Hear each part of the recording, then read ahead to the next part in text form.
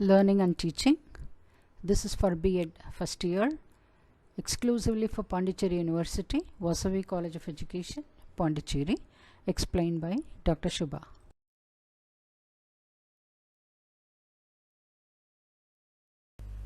So, experiential learning and reflection. Broadly, experiential learning is any learning that supports students in applying their knowledge and conceptual understanding to real-world problems or situations where the instructor directs and facilitates learning. Okay, so experiential learning means what? Here, de-open their knowledge through repeatedly acting and then reflecting on this action and develop skills through practice and reflection. This is also known as EXL, is a process of learning through experience and is more specifically defined as learning through reflection on doing. So hands-on learning can be a form of experiential learning, but does not necessarily involve students reflecting on their product. So what is experiential learning? That is, when the students do any experiment, they experience the learning, they reflect how the product comes through the process, and also they use the learning in day-to-day life and they make real life connections. That is experiential learning and experiencing learning and reflection. So Kolb, he only talked about experiential learning. So his theory of experiential learning discusses the key components of learning by doing projects, how it works, and the characteristics which contribute to meaningful practice. As a widely accepted theory, educators can incorporate the model to support teaching practice and learner experience. This model is known for its holistic approach to student learning because it incorporates action or reflection and experience and abstraction. So there are four key phases in this. One is concrete experience, the other one is reflective observation, abstract conceptualization, and active experimentation. But there is no starting or end point to this cycle, ensuring students they can jump in at any phase. So this is the cycle of experiential learning. See, there is no end point, there is no starting point. It can just go throughout. You can start either with concrete experience or you can start with active experimentation, anything. So concrete experience, try it out and see what happens. Concrete means when you touch you can feel. Okay, so it should be solid, means you can perceive that, it is not abstract. So when I say 5 is a symbol, it is abstract. When I say please understand volume, understand sweetness, it is abstract. Unless you experience and you take a sweet and experience the sweetness, you cannot understand the concept sweetness. Okay, so concrete experience, because it is not abstract. Reflective observation, analyze the experience, view from multiple perspectives. Why this is happening, what is happening, likewise you need to analyze and reflect the observation. Abstract conceptualization, connect ideas, link to existing knowledge and understanding. Active experimentation, formulate a hypothesis, plan the action and test it. So this is experiential learning. Where we can use all this? You can use this in physics, in chemistry. So you do an experiment and then understand. Like in simple pendulum, you can make experiment, Ohm's law, and the connection between pressure, volume and temperature, you can make an experiment and see what is happening. Okay, so experiential learning. Now what are the methods here? Outbound training, management games, team building activities, adventure based learning, outdoor learning activities, drama, art and theater, simulation based learning, filmmaking, storytelling, creativity games, mystery games, service learning. Okay, so everywhere you just apply. Okay, you do it, you do something, you reflect on it, then you conceptualize. Okay, then you apply in the situation. So this learning takes work and time for the teacher as well as the student. Educators should design activities based on the following principles. Now these principles as a guideline. Begin learning with the learner's experience of the subject matter. Okay, so you need to understand the past learning of the student. Okay, so a new learning should be based on the past learning experience. Create and hold a hospitable space for learning. Make space for conversational learning. That is, you need to make conversation. Make space for acting and reflecting, and space for feeling and thinking, and inside out learning. Make space for development of expertise. Now what is reflection? It's a deliberate action in which the participant consciously thinks about an experience. Means when I am doing an experiment, when I am doing Ohm's law experiment, I am reflecting. Okay, here what I am doing exactly. What is the relation between this? Now what is volt? What is voltmeter? What it is doing? So I am reflecting on the concept of current, volt, etc. Okay, so assesses what happened and offers an evaluation. So a critical aspect of reflection is that it is conscious and deliberate. So it involves considerations of thoughts, feelings and actions. Recognizing that learning affects the cognitive, affective and psychomotor domain, all the three domains, Bloom's taxonomy. So linking to each of the domains allows for a more holistic approach of learning, can result in new skills, new knowledge and attitude, solidifying connections to learning outcomes and essential employability skills. Gibbs is the psychologist for this. So Gibbs model for reflection. So description. What happened?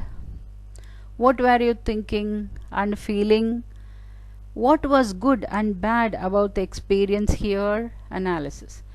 What sense can you make of this situation? Then you conclude. What else could you have done? Then you make an action plan. If it arose again, what would you do? Okay, then again what happened? So you reflect on the situation.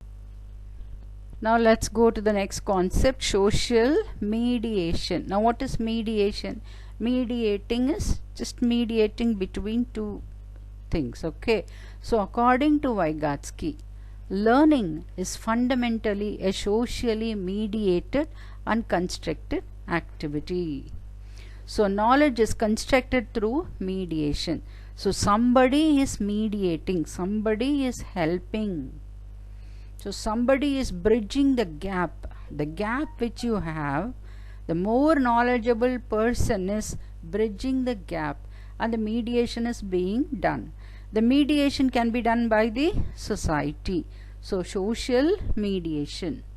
Human beings interact with their environment primarily through mediational means, and these mediational means such as the use of cultural artifacts, tools and symbols. Now what are these tools and symbols? They are language. Okay, and they play crucial roles in the formation of human intellectual capacities. So according to him, knowledge is constructed only through mediation. So what is the tool for mediation? The tool for mediation here, according to Vygotsky, is culture and language. So this gives you an idea. Instruction leads development. How instruction leads development?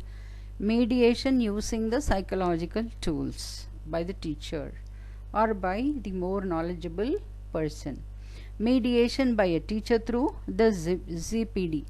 ZPD is what? Zone of proximal development. That is the teacher as a guide by the side. Now what is happening? Internalization. Internalization means something is happening within the learner, learning skills and self-talk. So what is the end product? Use of higher mental process, abstraction and metacognition. So what do you mean by mediation? The exact same meaning comes to this also. Two persons are there, A and B. They want to agree upon a point. So somebody is there in between, the mediator. He will talk to A also, he will talk to B also, and he will with the help of the mediator they will come to a consensus. Okay, so social mediation is a field that handles conflicts mainly through impartial and independent mediators. Okay, so whenever there is any conflict, impartial, he should be impartial to A and B also, and they are independent mediators. The aims of social mediation include community self-reliance and individual self-determination, the development of meaningful community capacity, and altering conflict patterns are significant social mediation tools. So what are the social mediation tools? The development of meaningful community capacity, and you need to alter the conflict pattern. So how do you alter the conflict pattern? When there is a conflict between two parties, then the mediator, who is independent, that is, who is not employed by A or B, he is an independent authority, separate person. Okay, so an independent mediator comes in between to erase the conflict, to pacify the conflict. So mediation refers to people intentionally interject items between their environment and themselves so that they are able to modify it and gain specific benefits. Mediation is the key proponent of Vygotsky's theory of constructivism. He says he offers a harmonizing viewpoint to the behaviorist view. He says that the use of mediators help the human to alter their environment, and this is her way of interacting with the nature. Okay. So Vygotsky's theory of constructivism supports that the use of activity mediators provides a way in which people are able to interact with the nature. So mediation is defined as the use of certain tools within the social organized activity. So there were two phenomena which encompasses the mediated relationships of individuals to their environment. Humans use language and physical signs to change social relations into psychological functions between their minds and their environment. The second thing is that higher intellectual progression will actually use symbolic mediation. So the first one is language, the second one is symbolic. Cognitive negotiability. Negotiation means what? Settling differences. Okay, so cognition means knowledge. So only if the learning, whatever the learning, if at all he is learning from the textbook or the teacher is teaching, if it is appealing to his cognition, he will learn. Okay, otherwise he will find it difficult. So he will settle the difference in the cognitive domain. So a learner constructs meanings on the basis of his or her experiences and his level of cognitive negotiability. Students tend to learn and understand things faster if they see it in the practical way.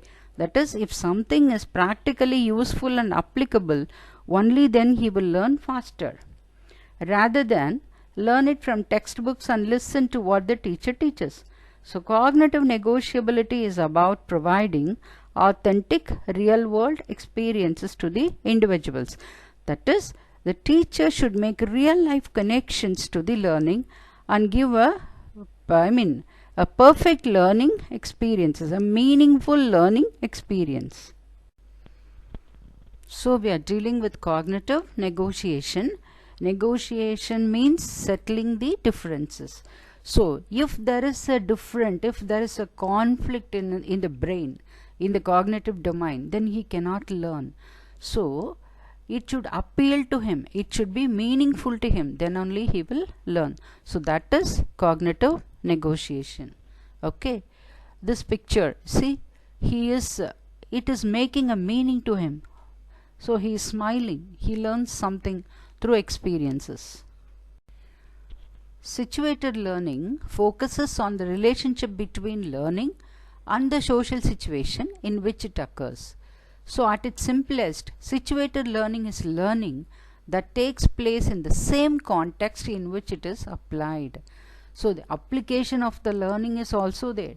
So in that situation only the learning will take place. So learning should not be viewed as simply the transmission of knowledge from one individual to another, from teacher to student, but it should be a social process whereby knowledge is co-constructed. Co-constructed means with the peers, with the teacher, one should learn together. Such learning is situated in a specific context and embedded within a particular social and physical environment, like soap making. Soap making, if you are learning in chemistry, you simply don't learn, okay, take an acid, take this, take that. You don't mug up the steps. You go to the soap factory and you see. Okay, in that situation you learn. So the learning will be effective. Okay, match factory. You go there, exactly, you see what is happening there. Okay, so that is situated learning. So situated learning, learning naturally occurs in a real life context. That is, if at all you want to learn about the bank procedure, the procedures of the bank, you go to the bank, you sit with the person and you see what he is doing. You observe and you learn. So learners become involved in the community of practice, like post office. You go there and learn. So experience within the context and see the belief in a tangible way. Tangible means flexible way. Naturally require intended skills and behaviors. Okay, so he wants to know, so he goes there, he observes and he. So actually the cognition, auditory, kinesthetic, visual. Okay, so I do, I understand, metacognition. I see, I remember, memory. You remember, understand, and I hear, I know, cognition, auditory. So in between the deeper learning is there. So cognition, metacognition and memory, okay, all will be there. Situated learning. He goes there, he sees, he does and he hears, then he learns. That is situated learning. Now what is cognitive apprenticeship? Is a theory that honors the situated nature of knowledge.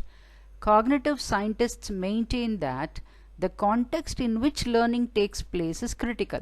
So, in cognitive apprenticeships, the activity being taught is modeled in real-world situation. So, situations might be said to co-produce knowledge through activity. This is also more or less similar. That is, situated learning is you go there and in that situation you learn. That is situated learning. So apprenticeship means you involve yourself in that situation and that makes a learning in your cognition. Cognitive apprenticeship is a constructive tool to develop higher order skills among learners.